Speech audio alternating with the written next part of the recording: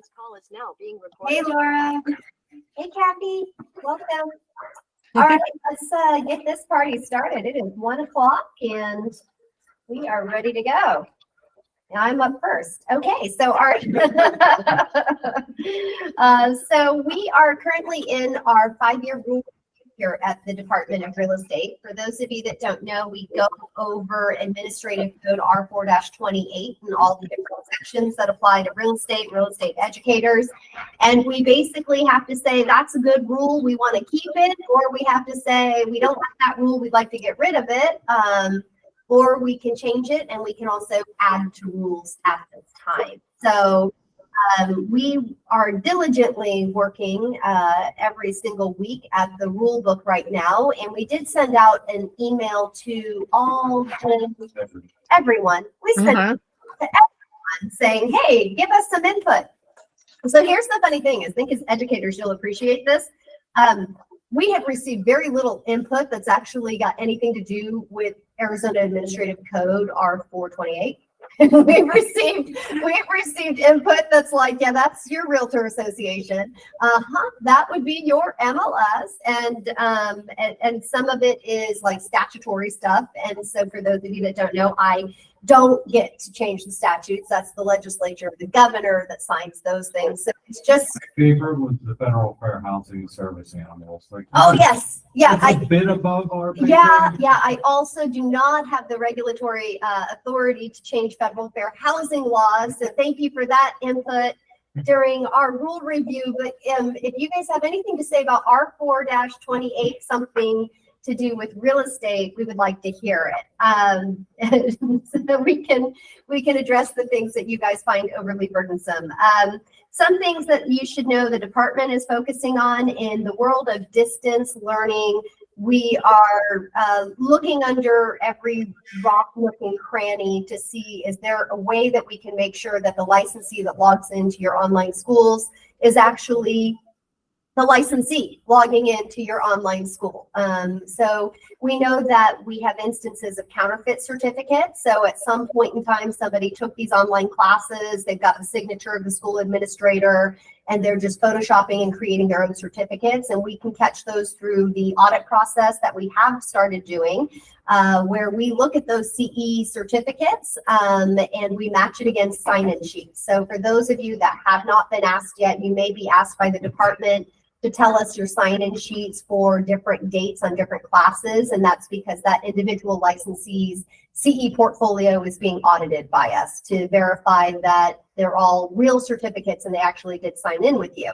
The other aspect of that problem is that somebody created a business model and they blasted out thousands of text messages to real estate licensees, and they said, hey, doing your online CE really sucks, so hire me and I'll do it for you and give you your certificates. And so we need a way to make sure that the person who is logging into your system is actually you. So you should know that we are very sensitive to not creating anything that is overly burdensome to businesses. We're not here to add costs to your IT security or your protocols, and we're investigating what can we do as a Department of Real Estate to maybe add some sort of an auditing process in there where, all right, if you're going to do it, know that you may get caught. So stay tuned for that, because we continue to investigate that and reach out to other states and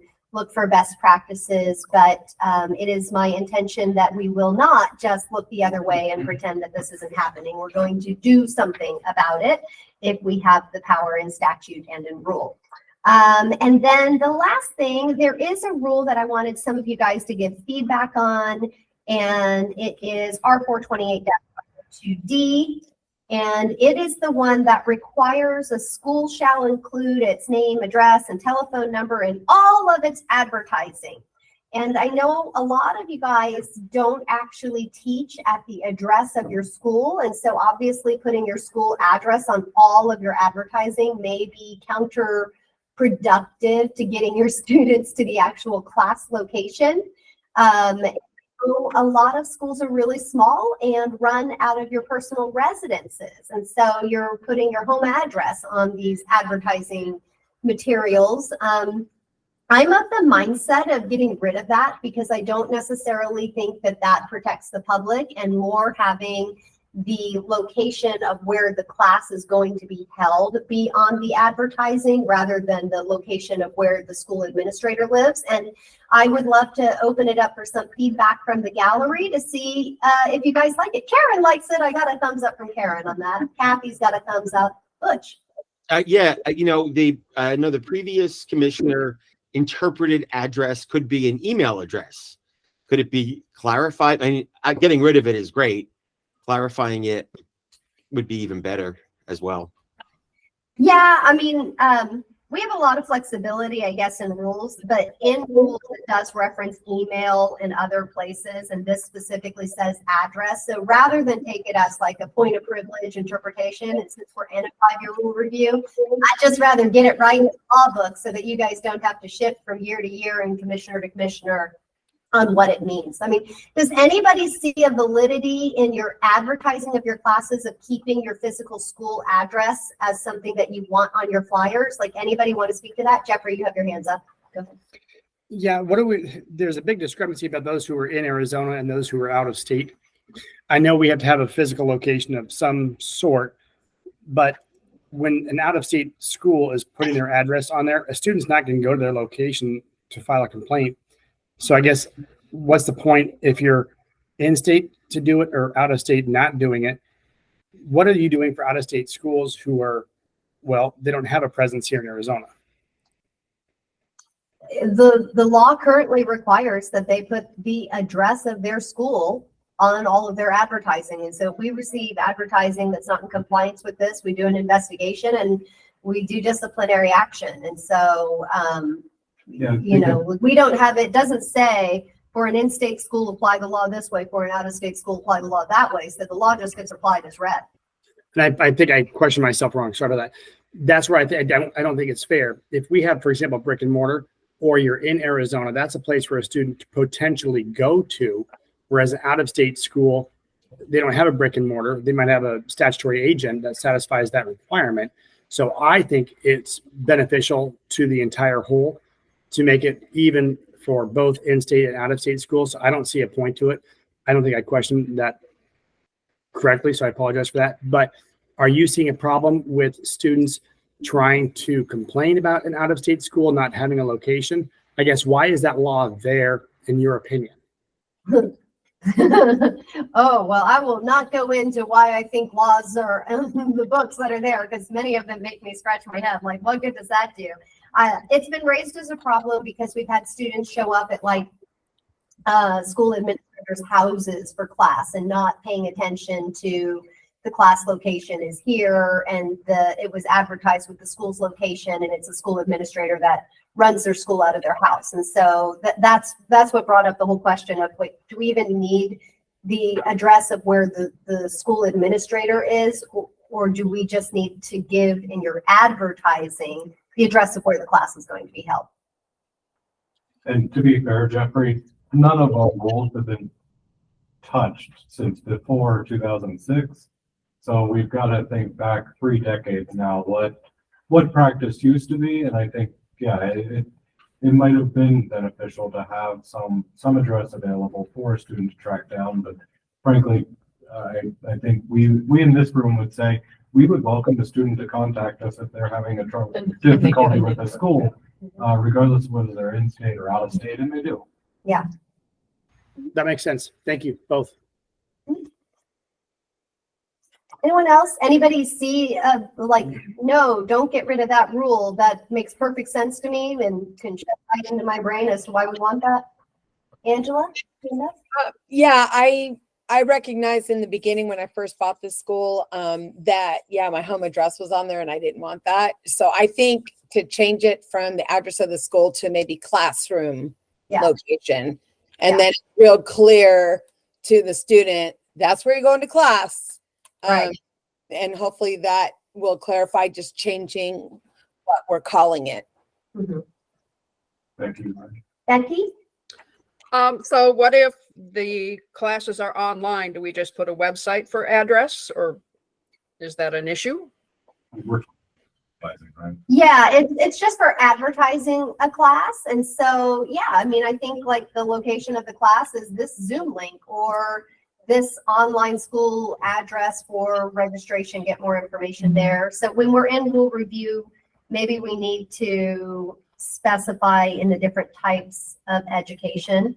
If being delivered in an online area, your advertising must include whatever Registration. versus a physical live class, it must include whatever. Yeah. Mhm. Oh, we have somebody waiting to join. This is someone.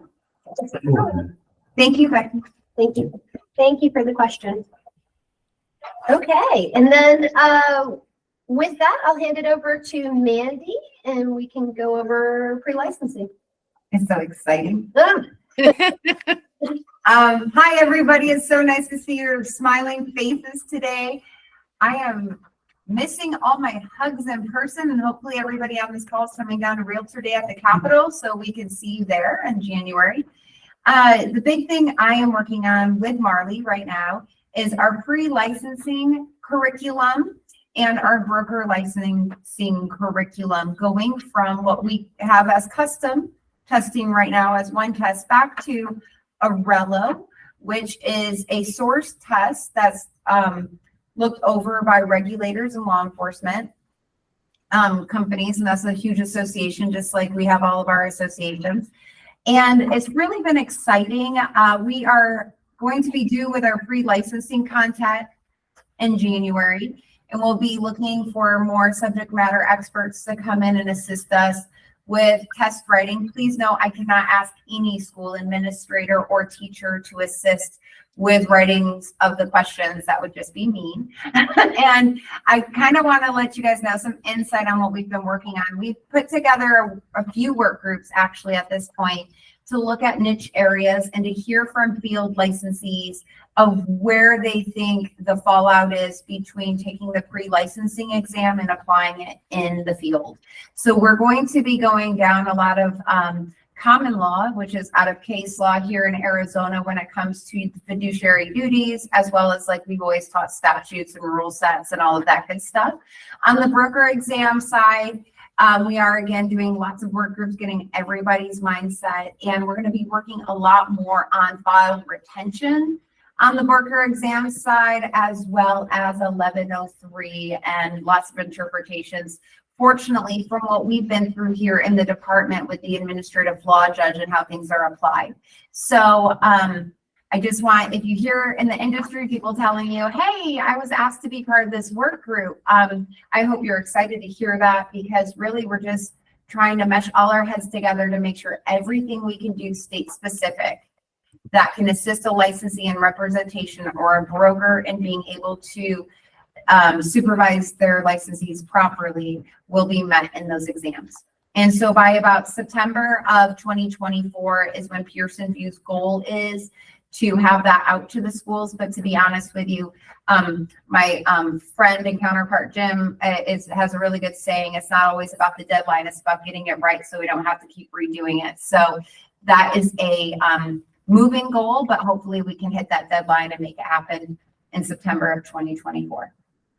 Our intent is to do a lot of outreach and education with all of our school administrators, so you know exactly what you need to teach so that somebody can learn what they need to learn to pass this exam. So we're measuring at a 46% approval rate. This is part of the Department of Real Estate strat plan turned into the governor, and we have measurables that we plan to deliver on. So it's not something that we're going to kind of fizzle out on. Mary Sand. Did I hear you correctly that they're thinking about changing it to 2 tests again, or are we keeping it at 1? We're changing back to 2 tests. So a RELO is the test where you have your national and your state exam, where what we have right now is currently just the 1 test. But where that harms our professionals in Arizona is reciprocity negotiations with other states. Most states in the country are on a RELO base, which means you just go test their stateside. And we want to be able to assist our professionals in holding down the fort and many other places. Also, it'll help your candidates, your students. If you guys have pre-licensing schools right now, they have to pay to retake the entire test. which is more expensive. It's more seat hours, more questions, more proctoring involved in that. With this, if they pass the state specific or they pass the national specific, they would just come back and only have to take whatever portion they didn't pass before. And again, we have like 54% that have to retake the test right now. So that's over half of the candidates that are trying to get a real estate license that have to take a second bite at that apple. So hopefully this will lower the costs and they'll get, either their national portion passed or their state portion passed and only have to come back and only have to really go back and study hard on the content that they're not getting. I think that's going to help because I think the length of the test is also a challenge for them. Yes, it is. And then, Thank you. Jenny, you had a question? Oh, yep, thank you. Arello requires any instructor that is teaching an Arello approved course via Zoom to have a specific designation. I think it's the CDEI. We weren't sure if you guys were aware of that. And if there was, I'm assuming that your content is going to be Arello approved so that the schools would need, the instructors that are going to teach anything over Zoom would need to then have that CDI instructor requirement met. Are you aware of anything? Are you aware of that? They have not brought that to our attention, but so thank you for bringing it to our attention, and we'll see what that process is like so we can also inform everybody of that so no one is sideswiped of not being in compliance or not being able to teach. And did you say the deadline already? September 1st. Yeah, so September 2024 is what we're shooting for. So I think that's plenty of time for any instructor who does plan to continue to teach and teaching those Arello courses to obtain that certificate. But we'll certainly look into that, Jenny. Okay, thank you. Thanks. My report is complete, Madam Commissioner. All right, Jim. Mine is short, and I'm going to keep mine limited to the electronic updates. So beginning about January 5th, we're going to roll out the new updates to our database, and that will be something we've talked about multiple times. I can almost hear the celebratory remarks in the call already. When a student searches, they will find by location where the classroom is, not where the school is located. So they will be able to search where the school is or where the course is and not the school location. So you will, whenever you go in to put in your 14-day, based off of what you put in that 14-day is what the student is going to see as a location for the course itself. Commissioners talked about this before. We are going to start allowing you and encouraging you to, with your courses, place whether you believe they are beginner, intermediate, or advanced, to be able to attract the type of student that you're looking for to take the course that you're registering. Students will then be able to search by beginner, intermediate, and advanced. That will also roll out January 5th. Finally is a survey. So when an individual going to upload continuing education credits, they will be immediately provided a survey based on the course, asking them the effectiveness of the course, whether the course actually relates to the subject or the content outline. And one other question. It's a very simple 3-question survey that we will then use in our attempts to better audit courses and make sure that they're just categorized properly within the content areas. And that will not be available publicly for people to search on your schools, but administrators will have access to that data if you would like. Cool. That is all I have. Marlene. Hello, everyone. So as you've heard, lots of exciting updates in the department. I won't repeat any of those, but something else that's exciting in our division is, as you all know, Jackie is our primary education processor, serving numerous schools and instructors. But we have, since I started, there's been an effort to cross-train, and we now have additional licensing staff cross-trained in education. So occasionally you'll be communicating with those individuals. Jackie's done a great job training them. They're going to offer the same customer service, but this allows Jackie to go on vacation. That helps our small department be able to continue on and allow staff to take vacations. That's an exciting milestone that we've reached recently. And yes, Jackie is amazing. Jackie is amazing. And ADOA said we couldn't have a Jackie vacation fund, so. Because I'm sure all these guys would be like, we love Jackie. I do like to take long vacations, so I can't help myself. it's my turn. I just have just one thing real quick for, on the, when you send me the courses, I know you all, as the school administrators, have the ability to add the instructors to your courses. I know that ASREP's been doing that, and I think it's been working really well for them. So if it's 1 or 2 instructors per course, it's not too bad, but sometimes there are schools that have anywhere from 5 to 45 and 50 instructors. So so we just made a change to here that the schools now have the ability to do that themselves. Yeah, Jackie's being way too nice about this. If you continue to turn it in with a large amount of instructors or a large amount of courses, we're likely to return that to you and ask you to do it yourself inside your portal. Any questions on how to do that in your portal? Yeah, and if anybody needs help, we're happy to take the time Yeah. and, you know, sort of do a demonstration, jump online in a Google Meets and share screens with you and make sure you're up to speed on all of it. It's not the intention of the department to say, okay, guys, we've given you this ability and magic wand, you all know how to do it, you know, good luck. Like, you know, we absolutely want to take the time to get you up to speed because we have limited staffing and there is a deficit in the general fund. So all of you guys, you know, your state income tax went from like 6%-ish to like 2%-ish. And that's created a deficit in the state general fund. And so, you know, departments are all we're not getting budget increases anywhere. So wherever possible, we need to be really smart with our human resources here at the Department of Real Estate. And I think everybody would rather, Jackie, turn your courses around quickly and have the ability to get you on the road and in front of those people teaching a course that's been, you know, certified and licensed through us, rather than sitting there entering a list that each of you now have the power and ability to do in your own portal. So, yeah. Does anyone have any questions for me since we're all here? No. So our next town hall is scheduled for March 6th. These are hybrids. You're always welcome to come in person, but if virtual works better for you, that is fine as well. But well, since we have time left, does anybody have any questions or issues that have come up in education? Thank you, Thank you, Jeffrey. Jeffrey. Yeah. Angela?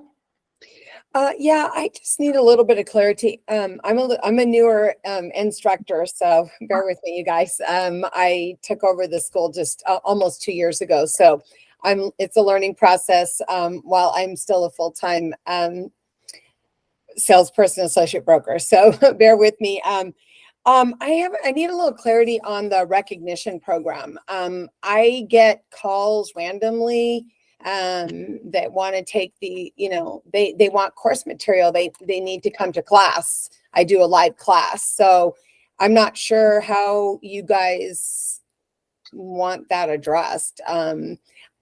If they're not required to take the 90-hour pre-licensing, then how are they passing the test without state-specific law under their belt? Yeah. And then go and practice. So yeah, that is a common issue at the department. That statute was passed in 2019. It applies to multiple licensing agencies, so they didn't make it specific to real estate. That statute, as long as they live in Arizona, they have the comparable license in good standing in another state, that statute says you don't need to take the 90 hours. But yes, then we do get the phone calls. Well, how am I going to pass the test? We tell them, you know, if you're really feeling uncomfortable, maybe take the 90 hours. They're not prohibited from taking the 90 hours. It is kind of a shortcut for them. Or Pearson VUE has that exam outline. So at least we tell them the topics of questions to look at, and we refer them to our statute book. And I know some schools have made kind of a specialized course, but we don't regulate those courses. We don't have the ability to in statute. So it's not a good answer. There's not really an easy path to give them, but if someone's really struggling with passing that test, I always tell them, maybe you just want to put the time in at the 90 hours and be done with it. And well, in addition to that, though, my concern is when I'm teaching their responsibility to the public to protect the public's best interest. I don't see how the recognition program is addressing that if they're not taking any state-specific law. Yes, they're coming from somewhere else. With national, that's the same, but not state-specific, because I am dual license and I understand the two states were completely different, but I had to take the full course. So I just feel like I'm telling live my students, you must know these laws because your job is to protect the public. But I don't see how that's happening if they're not getting any state-specific requirements and take the test. So that's just something I just needed to understand that. They do have to pass, when we change over, they have to pass the state-specific. And so if you can pass the content area of what will be our new state-specific exam, then you may not have needed to take the courses, right? Like that's the idea behind there, right? If you can pass that state-specific exam and you already are this professional somewhere else. I mean, at the end of the day, though, it's a statutory requirement. And so with the statutes, agencies, you read the law and then you regulate, like that's it. There's no room for interpretation. If you guys have any questions on that, you should really invite Joanne McDonald, the state ombudsman from the legislature, to come and talk to your group, because she will tell you interpretation is not allowed really in the statutes. Like you read it and you enforce it in as plain of an English as possible.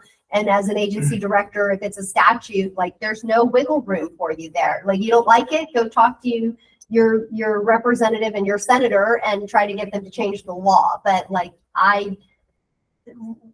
recognition was something that, as Marley said, was passed in the 2019 legislative session, and it's statutory. So it's not like the commissioner's rules, the Arizona Administrative Code, where we get any wiggle room. It wasn't, they didn't ask us, trust them. Like real estate was They not, wouldn't have. yeah, they didn't say like, hey, real estate, how does this impact you and what you guys do? No, that didn't happen. Oops. Okay. Thank you.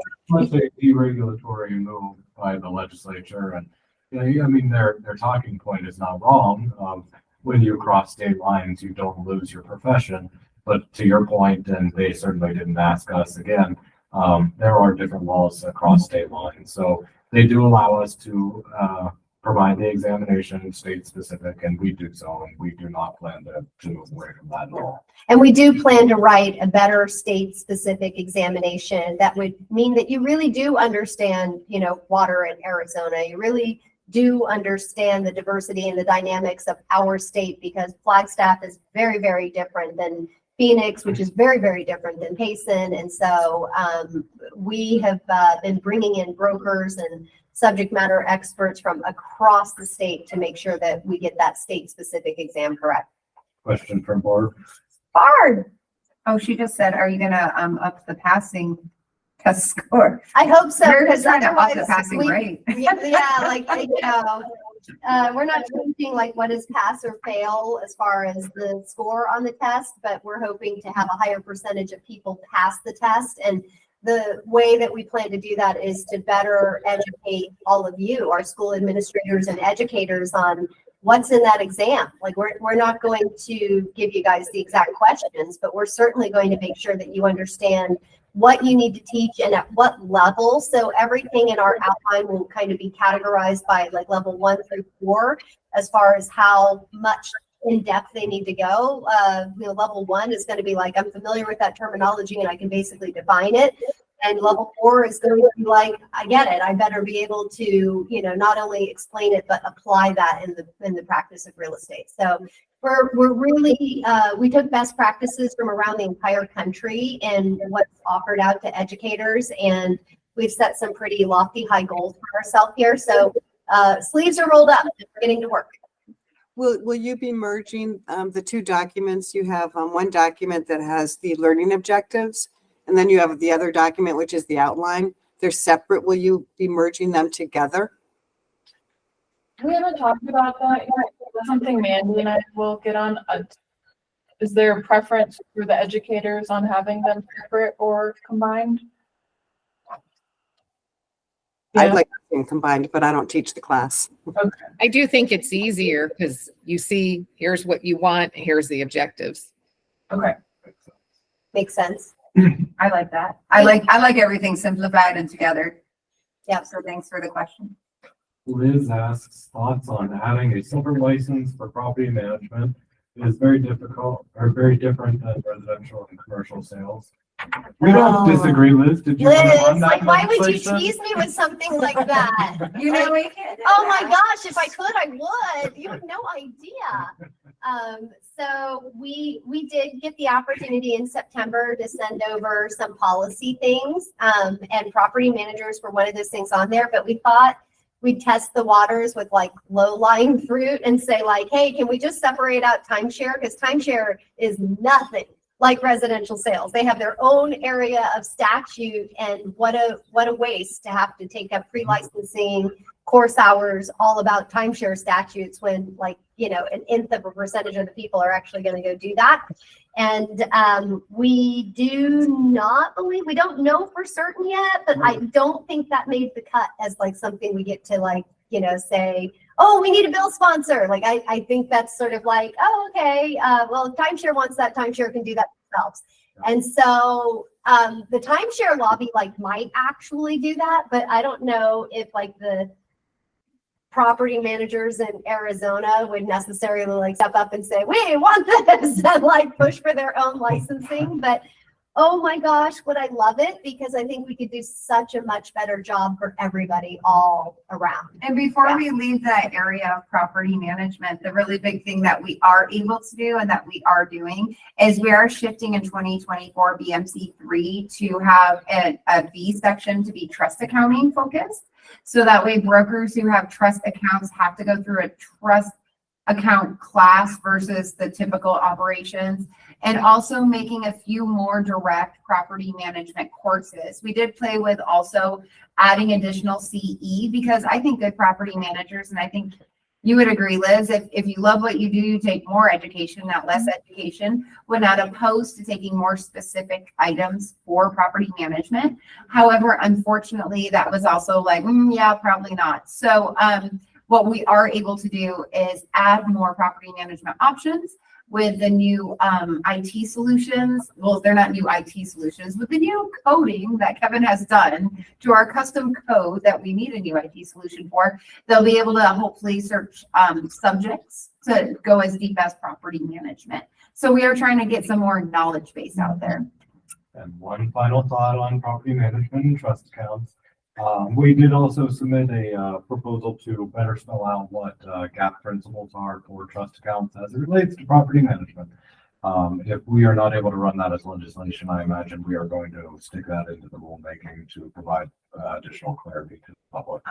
Yeah, and right now it just says you have to use general accounting practices, and that's really, really vague. And then the department runs audits, and we try to figure out everybody's separate, you know, computer systems and everything. And I think there's a reason that so many property managers don't get a gold star when they're audited. And if we can do a better job of being clear in statute or an administrative code as to like, look, this is exactly how you need to structure your business to have your books in order for a department audit. These are the types of reports that you need your software provider to be able to provide you. If we can be crystal clear as to what we are already holding as the standard, but if we can communicate that through rule or statute, then I think we can do a better job for the professionals in that industry. So we're trying, but you know, everybody thinks I have more power than I do. Okay, so I'll ask Lori to clarify a little bit, and then Jeffrey will go to you for your question on Pearson View. So Lori, if you'd ask, and then I'll look it up real quick. You said, would you be able to name the statute number, the statute in chat? Hi there. I think Mary Sand addressed it in the next, is that correct, Mary? I did. You were so kind to put that in the chat. So the question's been answered. Thank you so much. And thank you all for your work there. And thank you, Jackie. It's nice to finally see you all. If you guys are ever looking for anything in our title and chapter, if you go to the department's website and the About Us section, and you can access the PDF law book. If you guys don't know about, Control F, and then you can just search for a word, it is fabulous. Like, I think we probably Control F more in this department than, anywhere in my career. Controlling effing for words all the time. Jeffrey had a question for you. Yeah, I hate to bring it up and I hate to ask, but Pearson VUE, here's a question for you. How does an educational institution like a school, how do we understand the scoring of Pearson VUE? And the reason why I ask is from a statistical standpoint, it is impossible that the vast majority, at least from our school and other schools that I've talked to, when a student fails, it is a statistical impossibility that 90% of the students who are failing are getting the same exact fail grade of a 73%. So what I'm trying to figure out is from Pearson VUE's standpoint, how do we look at a testing situation where all the students are getting a 73% and yet all of their categories are completely scattered? And it doesn't seem to be making much sense. And I know that's a loaded question, but has anybody ever looked at a Freedom of Information Authorization Act to try and do that? Yeah, I think you'd have to sue them for IP. It wouldn't be a FOIA. So you would lose that. But I took it as the 73% or the percentage being the number of students, not the passing and failing rate. And I might be wrong on that. No, 75 is passing, 75 or higher. And I've talked to multiple schools, and it's funny that all the students, not all, a large amount of students who don't pass, who end up taking the exam a second and a third time, they're getting 73%. And when we look, and you can see other instructors are shaking their heads, yes.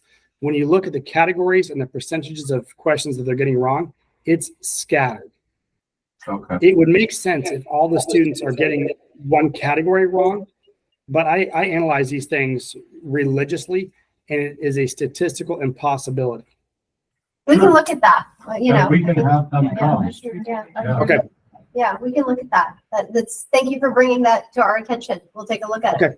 Thank you. Mhm. Easy enough. That's easy enough. Now I'm curious. They're always happy to talk to you guys, and they badger us about it every day. But Would you guys like that? Would you like us to bring Pearson VUE in for an industry day and you guys can hammer them with questions? Yeah, let them present. We did Oh, just look renew at the that. contract, Yeah. so this works out. They can't. All right, let's set it up. We'll set it up for you guys. Yeah. They were talking about in January. To meet us, but yeah, we could That's separate. We could maybe say March 6th, they could come, or even virtually. Okay. We have them physically here in January. If we let you guys come in person, are you bringing pitchforks? And food, and water, and coffee. it'll probably be March. But we'll keep you guys updated. All right, anything else? No more questions. No more questions? All right. Thank you, guys. I continue to prefer this over a standing committee meeting with limited people. I really do enjoy having a conversation with as many people in the industry as possible that can tell us where we can potentially impact and do better. So we'll keep working hard on this end, and always, you don't have to wait for these town halls. Please feel free to reach out at any time by email, message center. We are here to serve. Happy holidays, everyone. Happy holidays, Merry Christmas. Bye. Bye, Jasper. Bye, Angela. There's a question. There's a question still. Oh, wait. Where's the Sorry. question? Did we miss one? Who asked it and just ask it? I don't see a hand. I saw Christina just raise her hand, unless she doesn't have it anymore. Oh, did she mean to hit the like bye thing or that yay thing? Oh, maybe. I'm sure. Madam she- Thanks for looking out, friends. Thanks for looking out. Hi, guys. Happy holidays. Happy holidays. Jackie, keep your vacation short, please. You're amazing. You're Charlie amazing. and I will supervise that. See you guys. Bye. Bye.